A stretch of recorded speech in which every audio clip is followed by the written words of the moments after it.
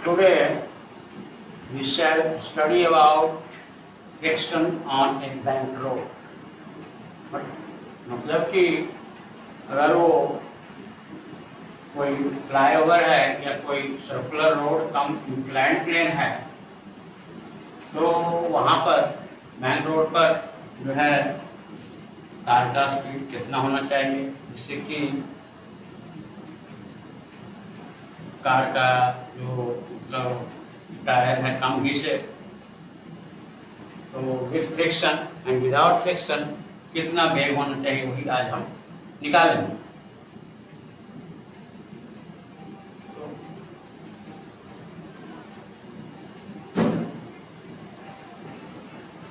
तो हम देखते हैं कि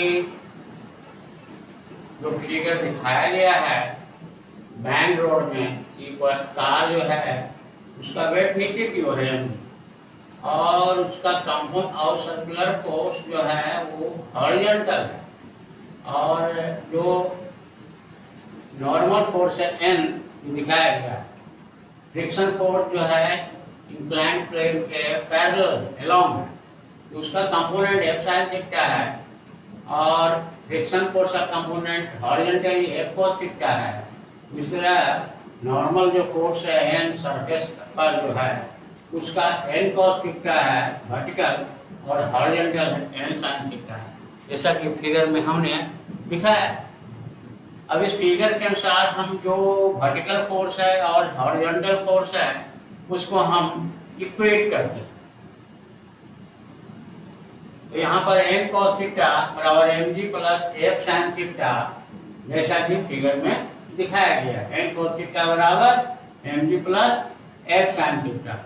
उसी प्रकार centripetal force is provided by the horizontal component of N and F. Centripetal force जो है प्रोवाइड किसके द्वारा किया जाता है? Component horizontal component of N and F. तो कितना हो गया? N sine theta plus F cos theta बराबर M B square by R and F बराबर होता है म्यू एस एन, मतलब coefficient of friction and normal force. तो इसको हम वैल्यू पुट करते हैं, ये निकलता है एफ बराबर म्यू एस एन पुट करते हैं 1 में तो होता है एन कॉस थीटा बराबर M G plus mu S N sine theta और 2 में पुट करते हैं तो हमारा निकलता है N sine theta plus mu S N cos theta बराबर एम बी स्क्वायर बटा आर। और इसको हम इस प्रकार लिख सकते हैं एन बराबर एम जी बटा यहाँ से इक्वेशन थर्ड से एम जी बटा cos theta minus mu sine theta. अब इसका वैल्यू एन का हम थर्ड में पुट करते हैं तो होता है M G into sine theta plus mu cos theta बटा cos theta minus mu sine theta बराबर एम बी मैसन स्क्वायर बटा आर और भी मैसन बराबर R G into 1 mu plus tan theta बटा 1 minus mu S tan theta whole to the power F by 2। ये हो गया कौन फ्रिक्शन? ये हो गया static friction, coefficient of static friction. Now so the maximum possible speed of a car on a bank road is greater than that on flat road, क्योंकि flat road पर जो होता है वो सिर्फ mu S R G tan theta होता है, लेकिन यहाँ पर म्यू एस में टेन थीटा जुटा हुआ, इसलिए इसका मान मतलब कि मैक्सिमम स्पीड जो बैंक रोड पर होगा वो ज़्यादा होगा फ्लैट रोड के रिस्पेक्ट में। अब अगर हम फ्रिक्शन जो है उसको जीरो कर देते हैं तो होता है v नॉट बराबर R G tan theta whole to the power by 2। At this speed friction force is not needed at all to provide the necessary central force. मतलब कार को मूव करने के लिए जो है यहाँ पर कोई फ्रिक्शन फोर्स की जरूरत नहीं है, तो उसके लिए कितना वेलोसिटी होना चाहिए? R G tan theta whole to the power by 2। अब driving at speed on a bank road will cause little wear and tear of the tyres.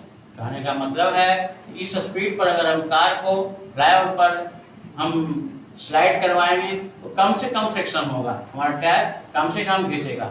अगर और भी स्मॉलर देन वी नॉट, अगर भी वी नॉट से छोटा होगा तो फ्रिक्शनल फोर्स विल बी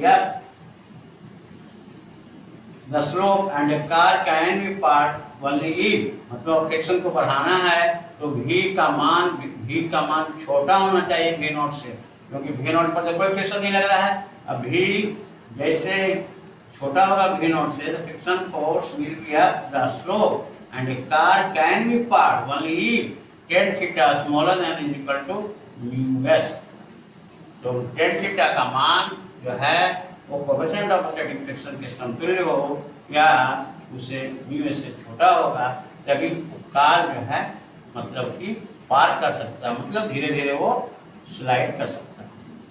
क्योंकि विथ फ्रिक्शन हो गया हमारा कितना, ये R G mu S plus tan theta बटा 1 minus mu S tan theta whole divide by 2।